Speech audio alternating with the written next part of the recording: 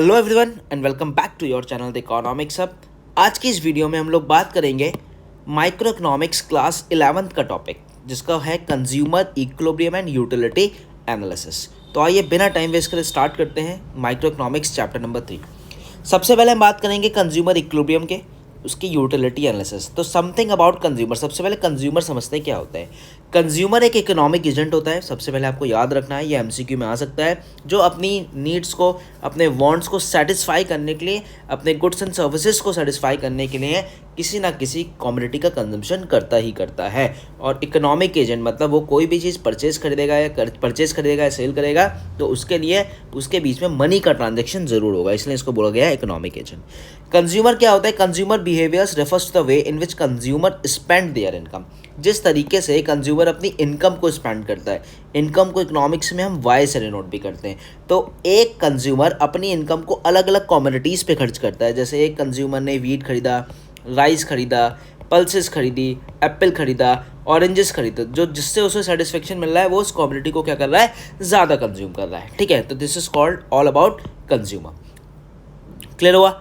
चलिए आगे बढ़ते हैं। अब हम बात करेंगे एक बहुत ही इंपॉर्टेंट टॉपिक जिसका नाम है कंसेप्ट ऑफ यूटिलिटी। यूटिलिटी का मतलब क्या होता है? यूटिलिटी को समझते हैं। Utility refers to want satisfying power of a good. मतलब आप किसी भी कमोडिटी को कंज्यूम करने के बाद जो आपको सेटिस्फेक्शन मिलता है उसको हम कहते हैं यूटिलिटी।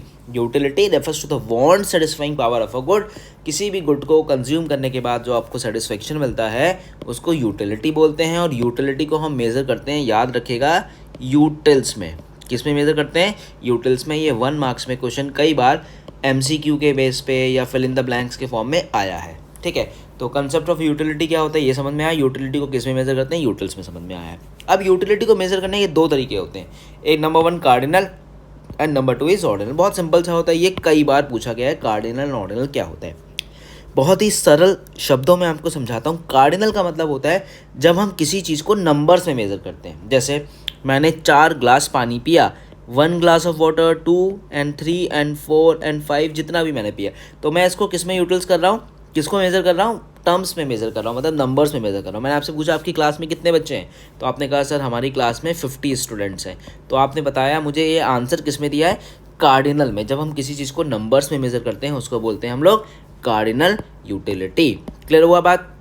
समझ में आ गई? अब ऑर्डिनल क्या होता है सर? ऑर्डिनल यूटिलिटी वो यूटिलिटी होती है जिसको हम मेज़र करते हैं किसके टर्म्स में? रैंकिंग। जैसे मैंने आपसे कहा कि मुझे बताइए आपकी क्लास में सबसे अच्छे नंबर किसके आए, सबसे हाईएस्ट नंबर किसके आए, हाई, और सबसे कम नंबर किसके आए, लो। ठीक है, तो this is called ordinal utility. जब हम किसी चीज़ को नंबर्स में मेज़र करेंगे तो वो होगा कार्डिनल, और जब हम किसी चीज़ को रैंक्स में मेज़र करेंगे, मतलब ज़्यादा और कम। जैसे मैंने कहा मैंने बहुत सारा खाना खा लिया। कितना सारा खाना खा लिया? बहुत सारा।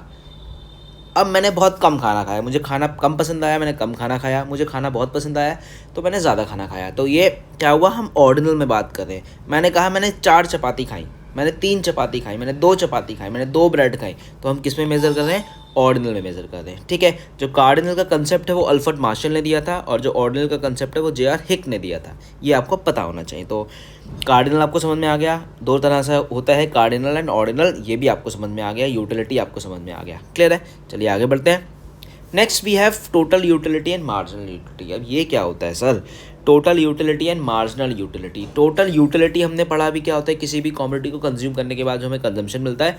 अब कितना टोटल और कितना मार्जिनल कंजम्पशन मिला? Total utility is the sum total. जैसे 1 2 3 4 5 ग्लास पानी पिया, तो टोटल हमने कितने ग्लास पानी पिया? This is called total utility. मतलब टोटल कंजम्पशन हमने जितने भी कमोडिटी का जितना कंजम्पशन किया उसको हम बोलते हैं टोटल यूटिलिटी।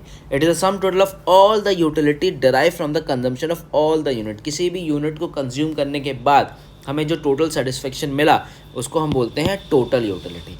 टोटल यूटिलिटी का फॉर्मूला होता है TU is equals to sigma या समीशन MU। ठीक है, जो टोटल इसका निकल के आता है। Next we have marginal utility. Marginal utility क्या होता है? Marginal utility is the additional unit. हर बार जो आपको एडिशनल सेटिस्फेक्शन ज़्यादा दे रहा है, जैसे 1 ग्लास पानी पिया तो आप सेटिस्फाई हो गए, 2 ग्लास पानी पिया आपने और ज़्यादा सेटिस्फाई हो गए। तो हर केस में मार्जिन कितना आ रहा है? 1 का मार्जिन आ रहा है। तो this is called marginal utility. जैसे मैंने एक चपाती खाई, मुझे 4 चपाती की भूख थी, मैंने 1 खा ली, तो मेरा मार्जिनल यूटिलिटी क्या हुआ? 3 हुआ। अब मैंने 2 खा लिया तो मार्जिनल यूटिलिटी कम हो गया, 3 खा लिया तो 1 हो गया। जैसे जैसे यूटिलिटी मेरा कंजम्पशन बढ़ता रहेगा ना, वैसे वैसे मेरी यूटिलिटी भी क्या होती रहेगी, उस कमोडिटी को लेके कम होती रहेगी। ठीक है, this is called total utility and this is called marginal utility. तो आइए टोटल यूटिलिटी और मार्जिनल यूटिलिटी को हम एक कर्व के साथ समझते हैं। ये क्वेश्चन भी कई बार पूछा गया है 1 मार्क्स में और 6 मार्क्स में भी। Relationship between total utility and marginal utility. क्या होता है total utility and marginal utility? Total utility हमने पढ़ा सम टोटल, और मार्जिनल यूटिलिटी हमने पढ़ा क्या, जब हम किसी का एवरेज निकालते हैं, मार्जिन निकालते हैं, एडिशन निकालते हैं। ठीक है, अब इसको हम एक टेबल के थ्रू समझें। जैसे यूटिलिटी 1 2 3 4 5 6 7, तो टोटल यूटिलिटी जैसे जैसे हम कमोडिटी को कंज्यूम करते जा रहे हैं, हमारा टोटल यूटिलिटी 0 से 8 14 18 20 20 और 18। तो ये आपको टेबल याद रखनी है। अब मार्जिन कैसे निकालते हैं सर? मार्जिन निकालने का बहुत सिंपल सा तरीका है, टी यू एन। देखो मार्जिन यूटिलिटी निकालने का फॉर्मूला होता है T U is equals to summation M U. ऐसे ही एम यू का फॉर्मूला होता है M U is equals to T U N minus T U N minus 1। तो टी यू एन क्या हो गया, ये टी यू एन माइनस 1 ये, तो 8 में से 0 गया 8। अब टी यू एन 14 में से 8 ये, 16 में से 4 4, 20 में से 18 4, 20 में से 20 0 और 18 में से 20 -2। अब आप देख रहे हैं मार्जिनल यूटिलिटी हमारा हर बार कम होता जा रहा है। मैं आपको फिर से समझा देता हूँ। जैसे मुझे 4 ग्लास पानी पीना था, मैंने अभी तक एक भी नहीं पिया, तो 4 बचा है। 4 में से 1 कमोडिटी कंज्यूम कर लिया तो 3 बचा। 4 में से 2 कमोडिटी कंज्यूम कर लिया तो 2। 4 में से 3 कमोडिटी कंज्यूम कर लिया तो 3 कितना आया आपका, 4 में से 3 कमोडिटी कंज्यूम किया तो हमने 4 में से 3 कमोडिटी कंज्यूम किया तो हमारे पास आया 1। इसी तरह से 4 में से 4 कमोडिटी कंज्यूम कर लिया तो 0। अब 4 में से 5 कमोडिटी तो -1। तो जैसे जैसे हमारा यूटिलिटी हम कंज्यूम करते जा रहे हैं, हमारा मार्जिनल यूटिलिटी हर बार क्या होता जा रहा है, डिक्लाइन होता जा रहा है। ठीक है, आइए इसको कर्व से समझते हैं। देखो टोटल यूटिलिटी इंक्रीज़ हो रहा है यहाँ तक, तो टोटल यूटिलिटी आपका बढ़ा, तो उस केस में मार्जिनल यूटिलिटी आपका कम हो रहा है, लेकिन मार्जिनल यूटिलिटी क्या है, पॉजिटिव है। ठीक है, तो टी यू जब इंक्रीज़ हो रहा है आपका, जब टी यू इंक्रीज़ हो रहा है तो मार्जिनल यूटिलिटी डिक्लाइन तो हो रहा है लेकिन पॉजिटिव है अभी तक। ठीक है, जब आपका marginal utility total utility maximum पे चला गया तो टी यू मैक्सिमम हो गया, तो उस केस में एम यू क्या हो गया, इस केस में एम यू आपका 0 हो गया। ठीक, जब देखिए अब जब आपका टी यू डिक्लाइन होने लगेगा तब आपका एम यू क्या होने लगेगा, नेगेटिव। देखो टी यू डिक्लाइन होने लगा तो एम यू क्या होने लगा, नेगेटिव होने लगा। तो this is called relationship between total utility and marginal utility. ठीक है, इसको कुछ पॉइंट्स भी समझ लेते हैं। When T U M U is positive, आपसे पूछ लेगा what happen to T U when M U 0। तब एम यू 0 था तो टी यू कितना था, maximum. When M U 0 T U is maximum. When M U is positive, जब M U क्या है आपका, एम यू पॉजिटिव है तो टी यू स्टार्ट डिमिनिशिंग। ठीक है, जब एम यू पॉजिटिव है, नेगेटिव है सॉरी, एम यू नेगेटिव है तो टी यू क्या हो रहा है, डिक्लाइन होने लगा। जब टी यू इंक्रीज़ हो रहा है, टी यू इंक्रीज़ हो रहा है तो M U is positive, M U क्या हो रहा है, पॉजिटिव। इस पार्ट्स को हमने इसको 3 कर्व में डिवाइड कर दिया, वर्स्ट पार्ट, सेकंड पार्ट और थर्ड पार्ट। पहले पार्ट में टी यू बढ़ रहा है, एम यू पॉजिटिव है। सेकंड पार्ट में टी यू मैक्सिमम है, एम यू क्या है आपका, 0 है। थर्ड में टी यू आपका क्या हो रहा है, डिक्लाइन हो रहा है, तो एम यू क्या हो रहा है, नेगेटिव हो रहा है। तो this is the complete relationship between total utility and marginal utility. ये आपका न्यूमेरिकल फॉर्म में भी आ जाता है, कभी कभी पूछ लेता है आपसे कि आपको टी यू दे देगा और आपको एम यू कैलकुलेट करना है, आपको एम यू दे देगा, आपको टी यू कैलकुलेट करना है। ठीक है, तो ये आपको समझ में आया। जैसे ये न्यूमेरिकल है, यूटिलिटी यूनिट्स दे रखा है, ये दे रखा है। अब आपको मार्जिनल यूटिलिटी निकालना है, तब आपको आता है तो 0 में से 0 गया तो नील आ गया। 15 में से 0 गया, 15 - 0 तो आपका कितना आ गया, 15। 28 में से 15 गया, कितना बचा, 13। 40 में से 28 गया, कितना बचा, 12। ठीक है, 51 में से 40 बचा, कितना बचा आपका, 11। और 61 में से 51 बचा तो कितना बचा, 10 बचा। तो ये आपका इस तरीके से न्यूमेरिकल्स भी कभी कभी आपका टीचर आपसे पूछ लेता है। ठीक है, तो हमने देखो टोटल यूटिलिटी में क्या क्या पढ़ा, टी यू और एम यू का हमने डेफिनेशन पढ़ा, फिर टी यू और एम यू का हमने कर्व पढ़ा, फिर टी यू और एम यू का हमने शेड्यूल पढ़ा, फिर टी यू और एम यू का हमने रिलेशनशिप पढ़ा। ठीक है, जो हमने पढ़ा था टी यू इंक्रीज़ होगा तो एम यू क्या होगा, इस तरीके से भी इसको हम बना सकते हैं। क्लियर हुआ? तो ये आपको पता होना चाहिए। ये कभी कभी बोर्ड्स में आपके एग्जाम्स में 6 मार्क्स में भी आपसे पूछ लेता है, और 1 मार्क्स में और 2 मार्क्स में तो ये पूछता है। ठीक, next we have the law of diminishing marginal utility. Sir ये क्या होता है? ये बहुत अच्छा सा एग्जाम्पल है। The law of diminishing marginal utility क्या कहता है? The law of diminishing marginal utility state that when marginal utility tends to diminishing as more and more unit standard unit of a commodity is consumed and continuously by a consumer। अभी आपको समझाना क्या चाह रहा है, मैं आपको बहुत सरल शब्दों में समझाता हूँ। जो डिमिनिशिंग मार्जिनल यूटिलिटी होता है ना, अभी हमने पीछे भी पढ़ा था, जो मार्जिनल यूटिलिटी होता है वो हमारा हर कॉमोडिटी के कंजम्पशन के बाद क्या होने लगता है, कम होने लगता है। फिर से मैं आपको बता देता हूँ, जैसे 4 ग्लास में से अभी आपने एक भी ग्लास नहीं पिया तो 4 ग्लास ऑफ वाटर बचा है, तो 4 में से 1 पिया तो 3 बचा है, 4 में से 2 पी लिया तो 2 बचा है, 4 में से 3 पी लिया तो 1 बचा, 4 में से 4 पी लिया तो 0 बचा। तो जैसे जैसे हमारा मार्जिन कब कम होगा, जब हम किसी कॉमोडिटी का कंजम्पशन कंटिन्यूसली में करते रहेंगे। अब यहाँ पे इन्होंने स्टैंडर्ड और कंटिन्यूसली क्यों बोला, ये बात सर हमें समझ में नहीं आई। चलो ये बात मैं आपको समझाता हूँ, ये क्या कहना चाह रहा है।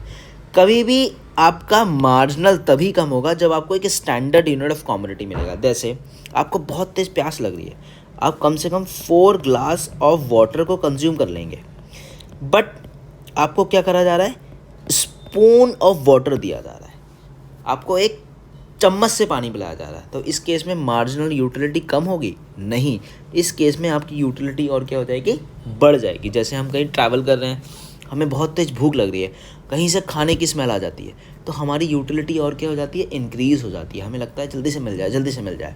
ठीक है, एक तो स्टैंडर्ड में होना चाहिए, ग्लास होना चाहिए, स्पून नहीं होना चाहिए।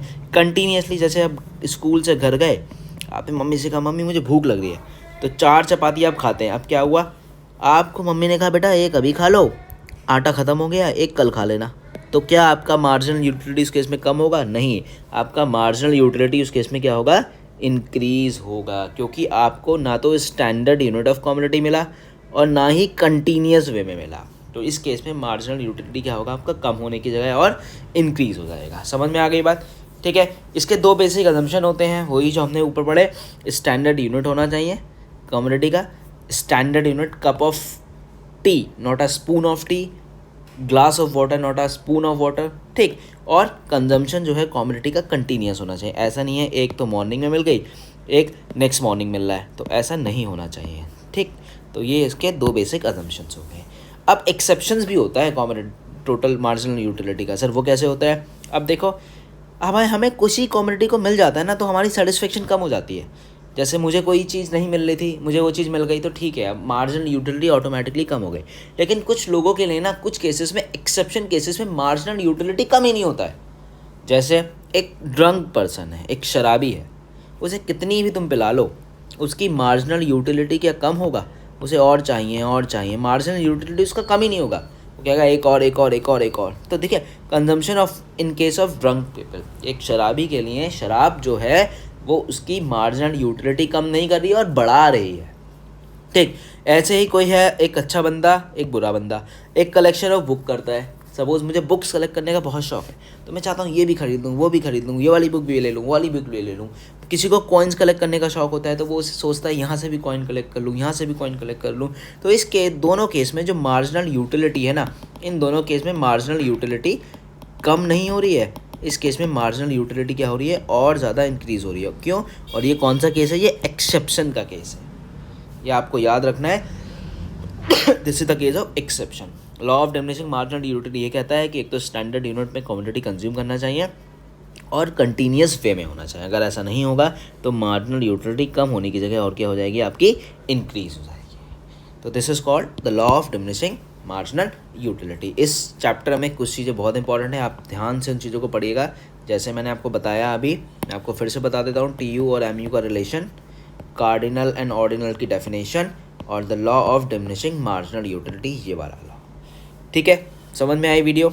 मैं उम्मीद करता हूँ आपको ये टॉपिक थोड़े थोड़े अच्छे से समझ में आए होंगे। कैसे लगे आपको टॉपिक, आप मुझे फीडबैक ज़रूर दें। द इकोनॉमिक्स हब पे मुझे आप फॉलो भी कर सकते हैं, मेरे इंस्टाग्राम पे। आपके कोई डाउट्स है तो आप मुझे सीधा इस पे भेज सकते हैं। अगर आपको इसका PDF चाहिए तो भी आप मुझे कांटेक्ट कर सकते हैं इस कांटेक्ट नंबर पे। आगे का टॉपिक हम नेक्स्ट वीडियो में कंटिन्यू करेंगे। प्लीज़ मुझे कमेंट और फीडबैक ज़रूर दें, जिससे हम अपने आप को और बेहतर बना सकें। Thank you so much.